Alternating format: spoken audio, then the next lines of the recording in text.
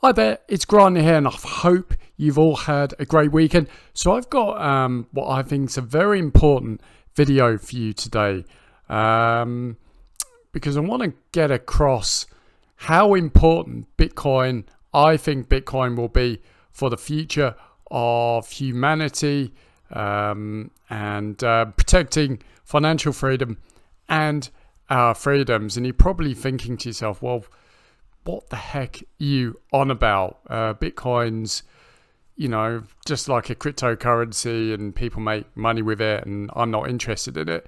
But I think as you watch this video, it's going to become very clear to you that the current financial system we're in is broken. I mean, it's corrupt. I don't think our money's safe. In fact, I think it's under risk. And then I'm going to explain how Bitcoin can basically put the chips in our favor so we can grow our wealth, protect our wealth, and protect our freedoms. And all of this will become clear as I go through the video. Anyway, if you like the video, why not like it? Why not subscribe to the channel to get more content like this? Okay, so let's get on with it. So why is our money potentially not safe and under threat? Well, you may not have heard, but there's something called debanking, and basically, up to 1,000 bank accounts are being closed every day in the UK. And this isn't in the UK; this is all over the world, in the US and everywhere. And basically, this was all brought about by a British former MP called Nigel Farage. He had a bank account with Coutts, which is one of the most prestigious banks in the world for very wealthy people, and basically seeing he's got very outspoken views. And when I mean outspoken, he just doesn't agree with the normal government narrative. NatWest, who owns Coutts, decided to shut his bank account down without warning, just because he's basically got a differing view to the normal narrative. And this has really brought debanking into the eyes of the public. And I've got an article here with Sky. So the FCA has promised to investigate unlawful banking closures after the Chancellor warned the practice could be widespread. And this looks like banks are just closing bank accounts of people. The kind of people who are really targeted are politicians.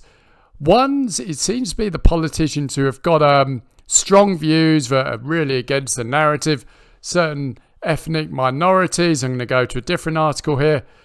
So NatWest imposes new cash limits in debanking rounds. So basically, it says here, warning that customers are being forced towards a cashless society as bank grants itself sweeping new powers. So the bank, the banks in the UK, US, and around the world are trying to get rid of cash.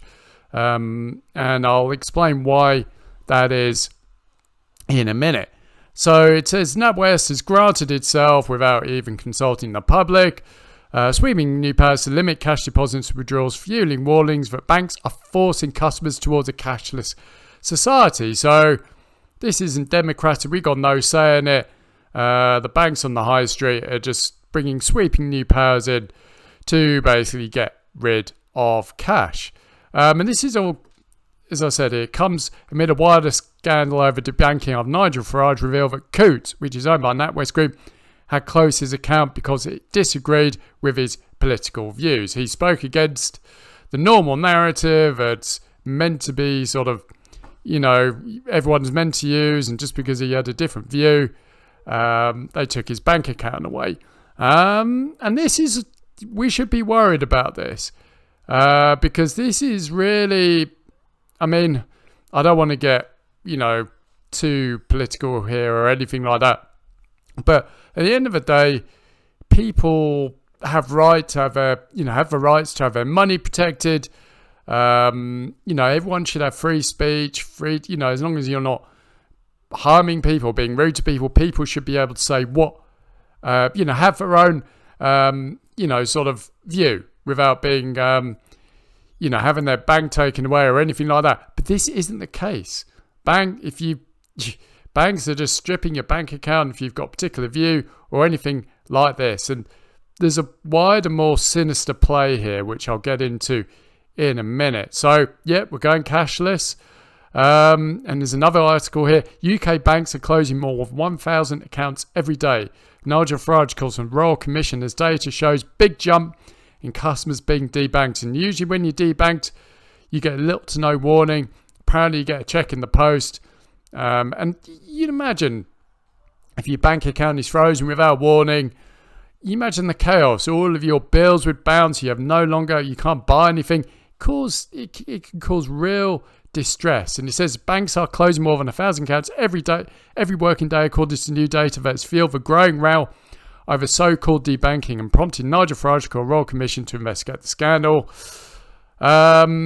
Figures obtained for a Freedom of Information request made to City Watchdog FCA reported in the Mail and Sun reveal that 2016-2017 just over 45,000 accounts were shut down by banks, and this is increasing every day, and I think it's 1,000. So this year in the UK alone, 360,000 bank accounts will be shut, which is big. So why am I showing you this? Basically, we all keep, certainly in the Western world, US, UK, Europe, the developed countries that are wealthy, we all use bank accounts. All of our money is in there. We think it's safe. Just because, you might have $200,000 or whatever in your bank account, you think, I'm safe. No one can ever touch my money, blah, blah, blah, blah. But I'm here to tell you that isn't the case. I believe the banking system is pretty much corrupt. They've got their own rules. They don't really care about the customers or the people. And it is becoming more Marxist. There's going to be, with all of this, I'm not going to go down the rabbit hole, but I don't particularly agree with the whole global warming thing, but the global governments are really trying to push global warming, and apparently in the UK, there's going to be carbon taxes added to your bank account, so if you use your car too much and all of that, they can freeze your bank account or limit payments. That's coming in. So essentially, with the banking system, more and more of our financial rights are going to be taken away, and the banks can close you down just at the click of a finger, just because maybe you have a particular view, or perhaps for no reason at all. So I'm here to tell you that the banking system isn't really safe, and it is very worrying. And it's really more worrying because not only that, the governments of the world are trying to bring central bank digital currencies, and I've talked about this recently on my channel. And the central bank digital currency, all it is, it's a digital version of a currency using in your country. So digital dollar, digital pound. And this is where we are going.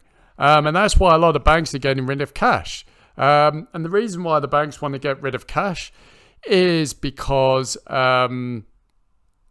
they can't see what you're spending. If you're just spending a £50 note or $100 bill, they don't know who spent it. They don't know what they've bought. But with these digital currencies, they can see exactly what you've bought, because a central bank digital currency runs on similar technology to the original cryptocurrencies, which is a blockchain. And with a blockchain, it's an online ledger, and every transaction you make, it's logged in the ledger. And basically, with central bank digital currencies, the central banks of each country would issue and control them. And there's big risks. Most people in the US don't want CBDC. I certainly don't want them. You're going to lose your financial privacy and your financial freedom. I'm not going to go through all this.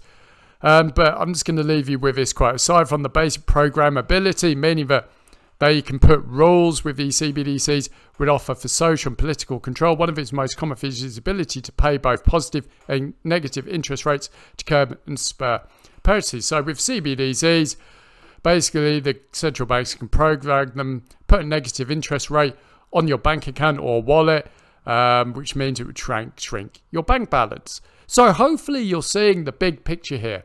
With all of the debanking, basically our money is under threat. Even in, with the standard banking system we have now and with CBDCs. And I truly believe that people must push back the CBDCs, and I think people need to kick up a fuss with all of this debanking, because people are being basically stripped of their money just because maybe they're buying cryptocurrencies like I do, or maybe they've got certain viewpoints. People's financial liberty are being taken away, and with CBDCs, if they get brought in, that will only accelerate. And I think if these things become mainstream, we can basically forget our financial freedom and our freedoms, because central bankers and the central governments will be able to control what we spend, what we buy, where we go. So pretty much we are slaves. But that is why the big idea for this video is Bitcoin is a savior, and hopefully this is going to become clear. So if you don't know what Bitcoin is the original cryptocurrency. It's decentralized, meaning that no one government, business, person controls it or can issue it. It's all done with the Bitcoin software and the network, which is Bitcoin's blockchain. It's unhackable. It's never been hacked. It's super secure and it's super fair. And not one person profits from Bitcoin's network. And this is Michael Saylor, who's the world's largest holder of Bitcoin. And this is his website. It says Bitcoin is a bank in cyberspace run by incorruptible software, offering a global, affordable, simple and secure savings account to billions of people that don't have the option or desire to run their own hedge fund.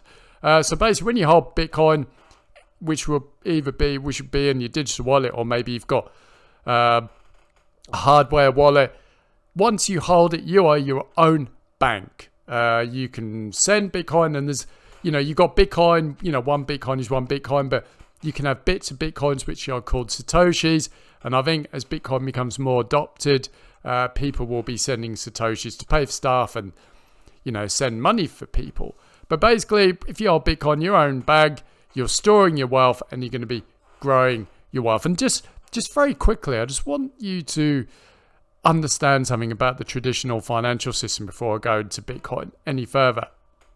So the financial system of the world is run by the central banks and the world banks. And what most people don't know is that these central banks and the world banks are run by private companies and some of the most powerful families in the world, such as the Rothschilds, the Rockefellers, big banks. So basically, these are government-controlled institutions. Basically, the sole goal of the central bank is to lend money to the government, and basically it makes money on that interest and set interest rates. And basically, a country's interest rate is basically the most covert way of financial warfare in order to control people. At the moment, inflation's through the roof in Western countries, which means we're paying more for stuff. Our money is basically being devalued. And pretty much we are at the mercy of the central banks and basically the powerful people who run them. And the only people who profit from this scenario are the very wealthy people and the central banks who control the central bank. So, yeah, we're the poor little minions, who are basically having to fight through all of this rubbish. But this is where Bitcoin is completely unique, because it doesn't matter how much inflation goes up, Bitcoin's price will not be affected by inflation. In fact, it's deflationary. There's only ever going to be 21 million Bitcoin issued, and that supply over time is going to decrease, meaning its value is going to go up. And this is why Bitcoin, in my opinion, could protect people's wealth, financial freedom, and freedom in general. Because if Bitcoin becomes widely adopted, people aren't satisfied with the financial system or anything like that, and people start putting their money into Bitcoin, basically the government, central governments and all that cannot touch us. They can't see what we're spending. Basically, they are screwed because people will be out of a financial system. And I think you're probably thinking to yourself, well, that's great, but I can't buy anything with Bitcoin yet. But that will change. I think Bitcoin, Michael Saylor put it right, Bitcoin is going to be the most valuable asset and piece of real estate in the world. So back in the 1800s, the super wealthy were buying blocks of property in New York. In the future, super wealthy will be buying blocks in Bitcoin. Bitcoin is like digital gold. It's going to be more valuable than gold. It's going to be the greatest store of value that we've ever seen. People are going to be clamoring over themselves to get of it because there's so many positives to Bitcoin, like I've just told you. And you know, Bitcoin's price is only going to go up further, especially as it becomes more widely adopted. And like I said to you, once you hold Bitcoin, it's a great store of value. It's going to protect your wealth. It's going to help you grow your wealth. So it's like Bitcoin is like the best savings account you can ever have. Because no one can take it from you, no one can screw with it. And over time, your money is going to go up. And I'll just make it clear, this isn't financial advice. I'm not telling you you should go buy Bitcoin because I'm not a financial advisor. But I'm just explaining that there are other ways to protect your money rather than potentially keeping it in the bank and rather than going down the central bank digital currency route, which I don't think anyone should do. So hopefully you're seeing here Bitcoin could be a way out of this financial mess and financial tyranny that is going to be basically forced upon us in the coming years. You can see it happening already. So the way Bitcoin is set up, it can preserve our financial freedom, preserve our wealth, and preserve our freedoms, because if we have access to our money, we can spend it how we choose. Our freedoms are going to be intact. So yeah, Bitcoin is going to be incredibly important. And I just want to bring your attention to this article. Michael Saylor basically thinks Bitcoin is going to, go to $1 million, and just a couple of other things before I show you through this article. Next year, the next year or two is going to be huge for cryptocurrencies and Bitcoin, because next year's Bitcoin's halvening, which is going to happen around April, May. When that happens, the amount of Bitcoin issued halves again, which is going to push up prices, and it's probably going to be the catalyst for the next crypto bull run, which is when loads of money starts pouring into cryptocurrency again and the prices surge. And I think next year, that after Bitcoin's halvening, April, May time, Bitcoin will either reach or exceed $100,000 per coin, which is going to be more than 3x of where Bitcoin is at the moment, because Bitcoin's trading just below $30,000. And it's not out of the realms of possibility in the next couple of years that Bitcoin could reach 250 to 300,000. But Michael Saylor believes that Bitcoin will reach $1 million in the future. So if you just want to understand Bitcoin, I'll just read this because it's really interesting. Bitcoin was created in 2009 by an anonymous person or group, we don't know who it is, under the pseudonym Satoshi Nakamoto. Through various market cycles, it maintained its position as leading crypto market capitalization. When the Bitcoin white paper was published, it laid out a framework for a revolutionary peer-to-peer network that uses a blockchain to execute secure, transparent transactions without intermediaries like banks. Bitcoin's primary use case is debated, as some see it as a payment solution, while others believe its limited supply makes it an investment tool akin to digital gold. And I think it's both. Bitcoin will be used by people to pay for stuff, because I think more and more companies are going to accept it as we move forward. But it's also going to be a great investment and in savings account, because as the supply goes down, more and more people invest in Bitcoin, the price is only going to go up. So Bitcoin tokenomics, how Bitcoin works. Bitcoin is a maximum supply of 21 million tokens. Tokens are introduced into the supply by miners who solve complex puzzles as part of a proof of work consensus mechanism in exchange for BTC rewards. Every 4 years, the amount of rewards paid out to miners is cut by half in a process known as halving. As rewards have reduced, the growth of BTC supply declines. 19.4 million Bitcoins have been mined so far, with the final BTC expected to be mined sometime after 2100. So this is so Bitcoin's, price history. I'm not going to go into it, but all you really need to know, when Bitcoin was launched in, I do believe, 2009, 2010, I think you could buy a Bitcoin for under 10 cents. Obviously, the Bitcoin's high was over $60,000 2 years ago. And Bitcoin, has really only sort of gone up in that time. I know we're down from the highs, but, Bitcoin can be volatile at times. But Bitcoin is the best performing asset on the planet. So Bitcoin, as he says, Bitcoin is digital gold. Larry Fink, this is a quote. So gold is down 5%. Performance since August 2010, when MicroStrategy adopted to Bitcoin strategy, gold is down minus 5%. Bitcoin 161%. I hope you're getting the picture here. Whether we get Bitcoin, to its $1 million, who really knows?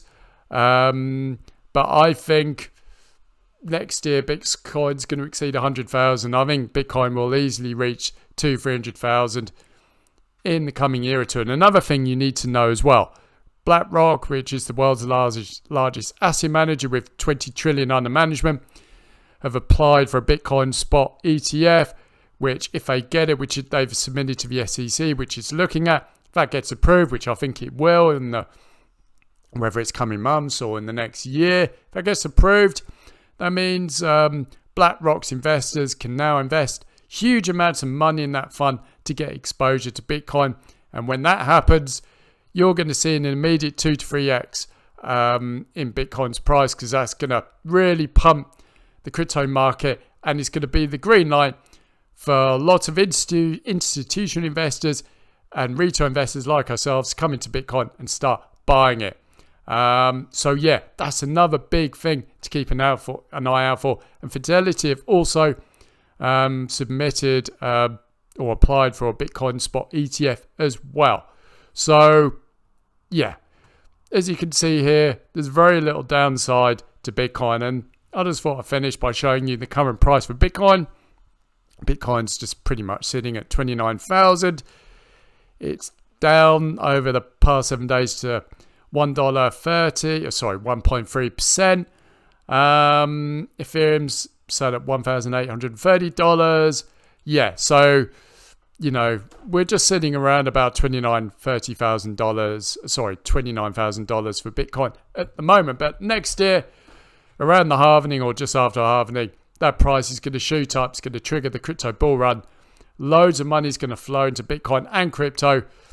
Bitcoin's going to, I think it will easily exceed $100,000 next year. And Ethereum, I mean, I've heard people say it could, 10x, in the next crypto bull run. So Ethereum could be anywhere between $12,000 to $18,000. Obviously, this isn't financial advice. These are just my own views. But there we go. Right. I hope you found this video useful and informative. And I really hope you understand the fragility of our financial system, but the solution that Bitcoin can give us in protecting and growing our wealth, ensuring a financial future and our futures moving forward. Now, if you want to take the steps, because you probably don't know, the US digital dollar is being touted in the US, but if you want to take the 3 steps to opt out of the US digital dollar, and essentially get step-by-step guidance of how to start investing in cryptocurrencies such as Bitcoin and other high-value cryptocurrencies, I highly recommend for you join the Prime newsletter. I've been a member now for 18 months. I love it. This is the financial newsletter that got me into cryptocurrencies, and is run by Tika Tawari, who's one of the world's leading cryptocurrency analysts and experts. He's got a crypto master course in there that guides you step by step of how to basically invest in cryptocurrencies. He shows you how to buy and store Bitcoin, other, cryptocurrencies you need to sort of keep an eye on. So yeah, if you want to protect and grow your wealth from the crazy financial system we're in at the moment and what's going to be forced upon us, highly recommend that you join the Pi newsletter. You can join for just $49, which is 75% off the normal price. I'll leave a link down below in the description and the comments. Anyway, if you like this video, why not like it? Why not subscribe to the channel to get more content like this? Hope you found the video useful and informative, and I will speak to you all soon.